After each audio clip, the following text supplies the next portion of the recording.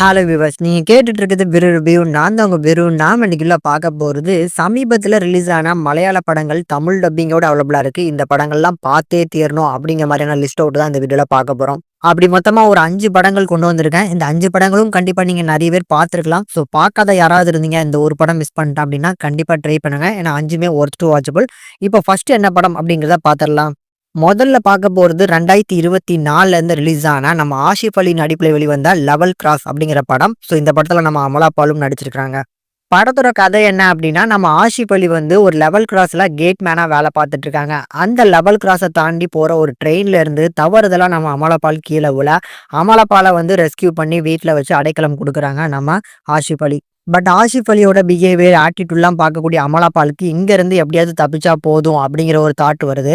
So Asif அலி கிட்ட இருந்து நம்ம அமலா பால் தப்பிச்சாங்களா, இல்ல யார்கிட்ட மாட்டிட்டு இருக்காங்க அப்படிங்கிறத அடுத்தடுத்து ட்விஸ்ட் அண்ட் டர்ன்ஸோட சொல்லியிருக்க படம் தான் இந்த லெவல் கிராஸ். ஆடியன்ஸ் ஆன நீங்க அடுத்தடுத்து ட்விஸ்ட் அண்ட் டர்ன்ஸோட எதிர்பார்க்கக்கூடிய ஒரு படம் தேடிட்டுறீங்கன்னா இந்த படம் உங்களுக்கான படம். ஆனா ஒரு டெட் ஸ்லோ டிராமா அப்படிங்கிறத மட்டும் மைண்ட்ல வச்சுக்கோங்க. சின்னதா இருக்கக்கூடிய ஒவ்வொரு விஷயமும் வந்து பார்த்தீங்கன்னா ரொம்ப மெதுவாக தான் நகரும் இந்த படம். ஆனா இறுதியா பார்த்து முடிச்ச உடனே ஒரு 2 கேரக்டர்ஸை வச்சு இந்த படம் ஃபுல்லா நம்மளை வந்து உட்கார வச்சிட்டாங்களே அப்படிங்கிற ஒரு ஃபீல் கண்டிப்பா இந்த படத்துல இருந்து கிடைக்கும். லிஸ்ட்ல நம்ம ரெண்டாவதா பார்க்க போறதும் 2024ல இருந்து ரிலீஸ் ஆன கொண்டல் அப்படிங்கிற ஒரு மலையாள படம். இந்த படத்தோட கதை என்ன அப்படின்னா, ஆண்டனி வர்கீஸ் பேர் வந்து இந்த படத்துல மேனுவல். மேனுவலோட அண்ணன் வந்து கடைசியா ஒரு படகுல டிராவல் பண்ணி போயிருக்காரு. அதுக்கப்புறம் வீடு திரும்பவே இல்லை.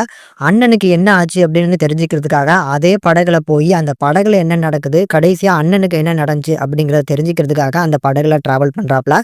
அந்த படகுல என்னென்ன விஷயங்கள் நடந்தேருது அப்படிங்கிறத ரொம்ப அழகா சொல்லியிருக்க படம் தான் இந்த கொண்டல்.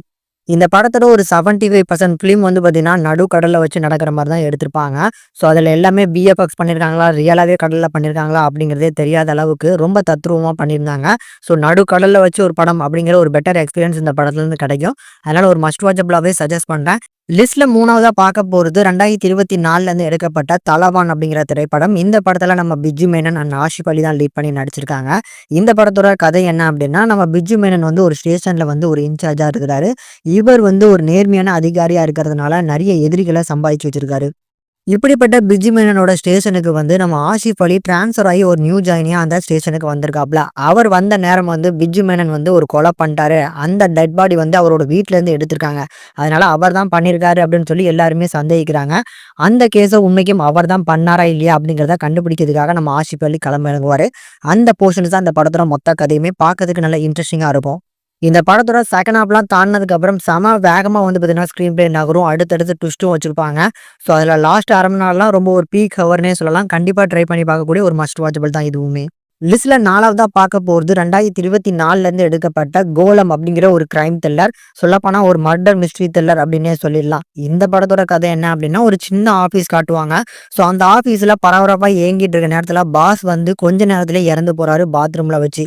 இந்த கேஸை இன்வெஸ்டிகேஷன் பண்ணதுக்காக ஒரு போலீஸ் ஆஃபீஸர் வராரு. அவர் வந்து இது வந்து நேச்சுரல் டெத் மாதிரி இல்ல, யாரோ திட்டமிட்டு கொலை பண்ணிருக்காங்க அப்படின்னு சொல்லி ஆணித்தனமா வந்து எல்லாருக்கிட்டையுமே சொல்றாரு.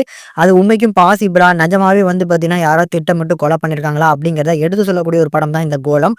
சூப்பரான ஒரு படம். ரொம்ப குறுகிய நேரத்துல வந்து நிறைய கேரக்டர்ஸை வச்சு ஒரு பிரம்மாண்டமான ட்விஸ்ட் அண்ட் டர்ன்ஸ் எல்லாம் வச்சு காமிச்சிருப்பாங்க. இந்த படம் முடியும்போது நாம ஒரு ஐடி ஆஃபீஸ்ல வேலை பார்த்துட்டு இருக்கோம் அப்படின்னா, இந்த மாதிரியான விஷயங்கள் இதுக்கப்புறம் நம்ம பண்ணணுமா அப்படிங்கிற தாட் ஃபீல் பண்ற அளவுக்கு இந்த படத்தோட ஸ்க்ரீன் பிளே இருக்கும். அதனால ஒரு மஸ்ட் வாட்சபிள் தான் இதுவுமே. லிஸ்ட்ல நம்ம 5வதா அண்ட் டாப் 1ல இருக்கக்கூடிய ஒரு படம் அப்படின்னா, நம்ம ஆசிஃப் அலி நடிப்புல ரீசெண்டா வெளிவந்த படம் தான் கிஷ்கிந்தா காண்டம்.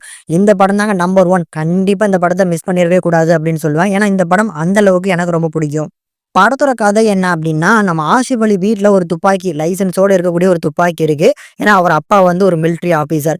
இப்ப எலெக்ஷன் ஒட்டி வருது அப்படிங்கிறதுனால அந்த துப்பாக்கியா சரண்டர் பண்ண சொல்லியிருக்காங்க. ஆனா அந்த துப்பாக்கி வீட்ல இருந்து இப்ப காணோம். அந்த துப்பாக்கி எங்க போச்சு அப்படின்னு சொல்லி இவங்க தேடுறாங்க.